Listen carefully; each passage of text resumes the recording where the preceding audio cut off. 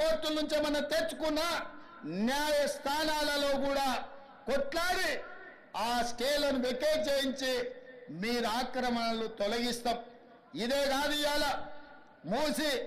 మూసి ఒకప్పుడు అనంతగిరి నుంచి వచ్చే కృష్ణానది జలాలకు ఒక ఆలవాలం, కానీ ఇవాళ కాలుష్యం అయిపోయింది. ఇవాళ మన బతుకులను చిందరవందర చేస్తున్నాయి. నల్గొండ జిల్లా రైతులు ఇవాళ ఏడుస్తున్నారు. హైదరాబాదు నగరంలో నుంచి వచ్చిన కాలుష్యం నల్గొండ ప్రజలకు చేరుతుంది. అక్కడ పంటలు కూడా విషమయమైపోయినాయి. మా కోమటిరెడ్డి వెంకటరెడ్డి గారు పదే పదే నా దృష్టికి తీసుకొచ్చి నల్గొండకు వస్తున్న కాలుష్యాన్ని నియంత్రించండి, మూసిని ప్రక్షాళన చెయ్యండి అని.